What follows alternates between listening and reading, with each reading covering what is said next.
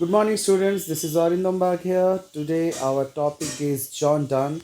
Actually, the text which is prescribed in your syllabus is this one. This is Good Morrow. And today, I'll be giving you a brief introduction about John Donne, about his life and other important features of his life. Then, we will switch to the text itself. So here it is, John Donne. He was born in the year 1572, 22 January, and he died in the year 1631, 31st March. He was an English poet, scholar, soldier, secretary born into a recusant family who later became a cleric. Now, this one, recusant, what does it mean? So it's a group of people who were loyal to uh, the Pope, and they didn't attend, or they were not loyal to the English church. So there was a difference. There was a difference in the Christianity itself. It was started with Henry VIII, and there was a division between the Pope of England. Sorry for that. So later they become a cleric in the Church of England. So under the royal patronage, he was made the Dean of St. Paul's Cathedral in London. So basically, you need to understand that. Let us go to this term itself, recusant. Then you will understand. Recusancy from the Latin recusare was the state of those who refused to attend Anglican services during the history of England, Wales, and Ireland. The terms refer to those people who remained loyal to the Pope and the Roman Catholic Church and did not attend Church of England services. So there was a division in the Christianity itself. That's why they were loyal to the Pope and not to the Church of England first.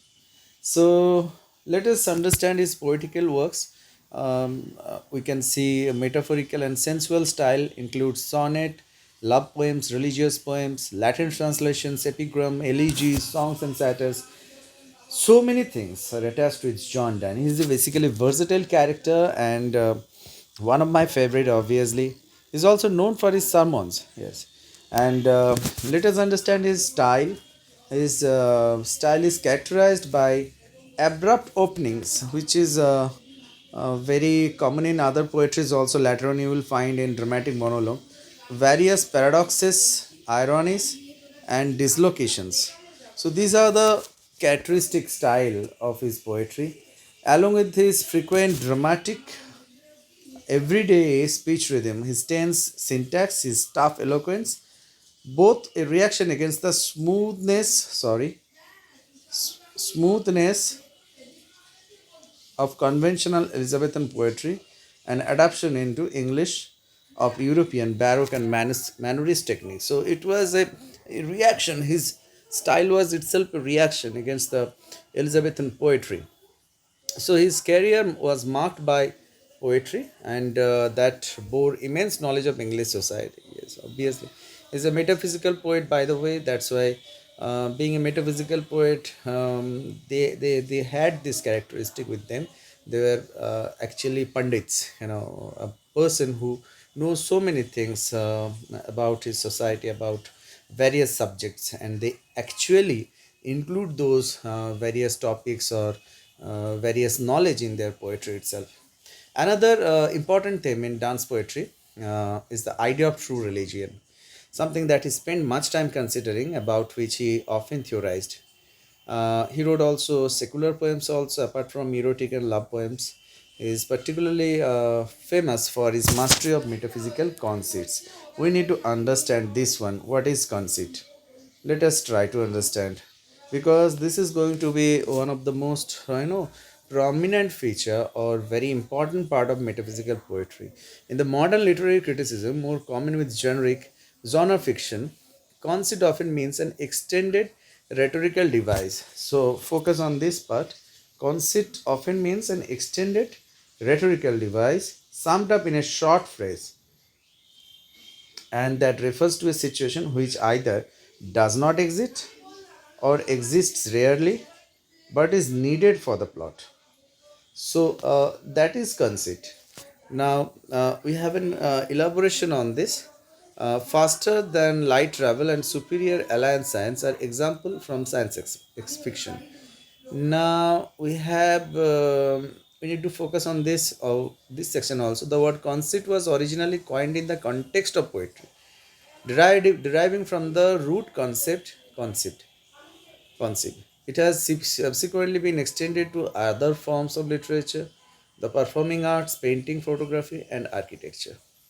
So, conceit can be used positively or derogatively.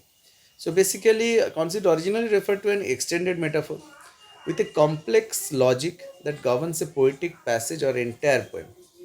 By juxtaposing images and ideas in surprising way, a conceit invites or challenges the reader to discover more sophisticated understanding of an object of comparison. Now, conceits are actually part of mannerism in the late 16th or 17th century. Now, you need to focus on this in this section.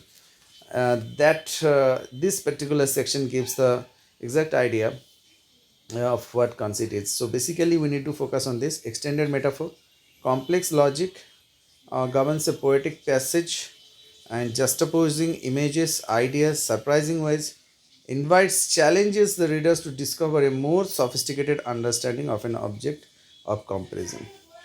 So that is concept, and now let us move to the other things. So it has been described that his great education and poetic talents, Donne still lived in poverty for several years, relying on heavily on wealthy friends. So his economic condition was not very bright. Rather, he suffered heavily, and he was dependent on his wealthy friends. Uh, Much of his money he inherited during and after his education on humanizing literature, pastimes, and travel. He spent most of the times in this manner. So in 1601, Donne secretly married and moved. So this is something which is very important in his life. And with him, he had 12 children. 12 children is not a matter of joke. Obviously, in modern time, any parent with having one or two child, they understand they might be overwhelmed with this number 12 children. So basically, that is going to affect his personal life, and how they are going to affect it, that will be described to you very shortly. So he also served as a member of parliament during between 1601 and 1614. So Donne was born in London basically in 1571. Some says it 1572. His family has been described earlier. Donne was educated privately, and that he was taught by Jesuits. So after 5 years after the defeat of Spanish Armada, after the end of Anglo-Spanish War, Queen Elizabeth issued the first English statute against sectarian dissent from the Church of England, titled "An Act of Restraining Popish Recusants." So I told you earlier that recusants, he belongs to a recusant family, so that was directly um, affecting them. So, forbearing the same contrary to the tenor of the laws and status, heretofore made and forbidden in that belief. Dunn's brother was also a university student prior to his arrest in 1593 for harboring Catholic priest. So, practicing Roman Catholicism was a crime then, and he died in Newgate prison of bubonic plague. So then that's why Dunn started to questioning his Catholic faith. Now, after that part, we need to understand that after his education, Dunn spent much of his considerable inheritance on women, literature, pastimes, and travels.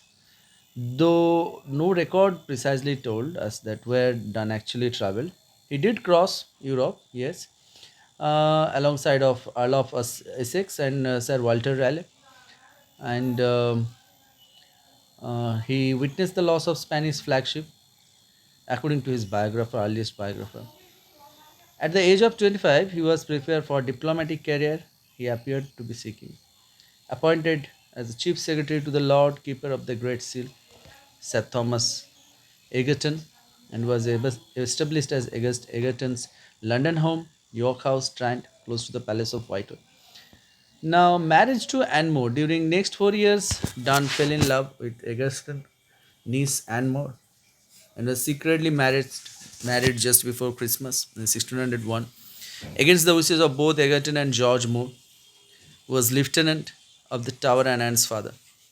Now, this is a secret marriage, so definitely a lot of people will get angry with this, and his career was ruined, and he was dismissed and put in Fleet prison.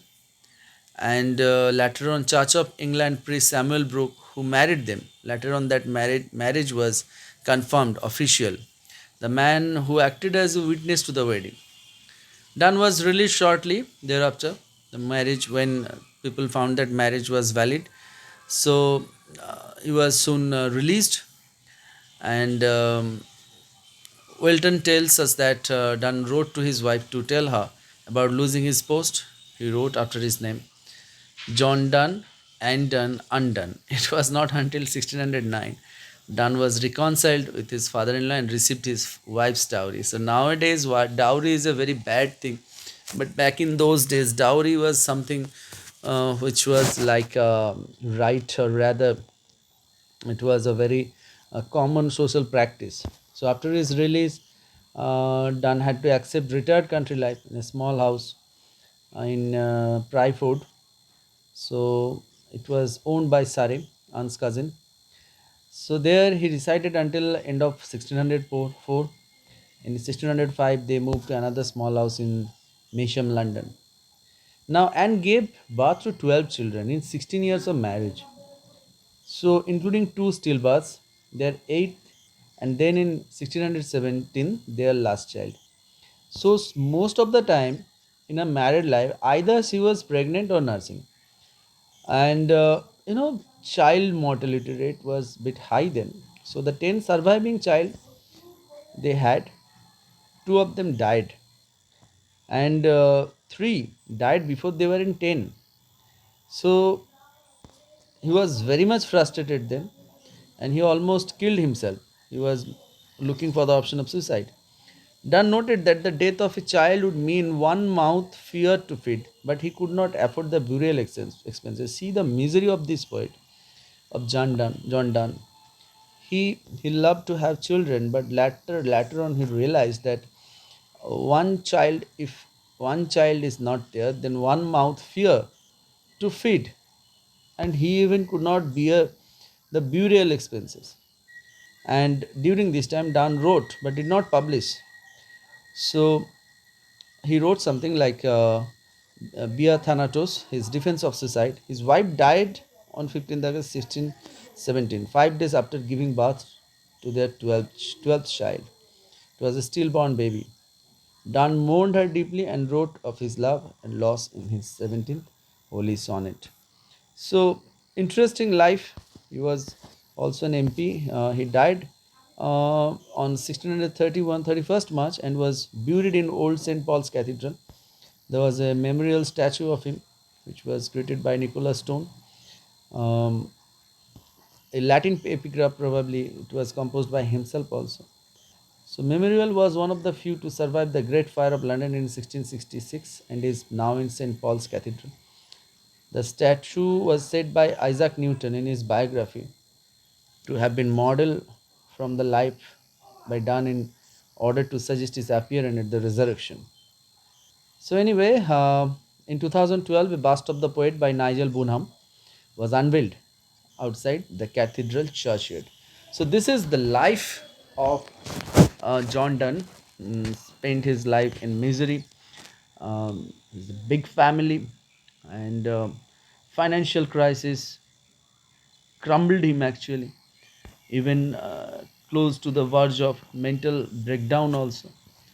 So there are so many things, because it's very difficult to describe his entire life within a 15 minutes presentation. I am trying to do that. You can see the works we have by Thanatos, Pseudomater, Ignatius's Conclave, Anatomy of the World, The First Anniversary, Devotion, Emergent Occasion, Poems, Juvenilia, and we have 50 sermons, Essay in Divinity, Letters to several person of honor, and so on. There are so many works done by John Donne. So that will be all for today. Next day I'll be directly start describing. I will explain the text to you. So thank you for watching this video. I hope you find this useful, and please use Wikipedia for more and more information. I hope this will help you to understand the life of John Donne.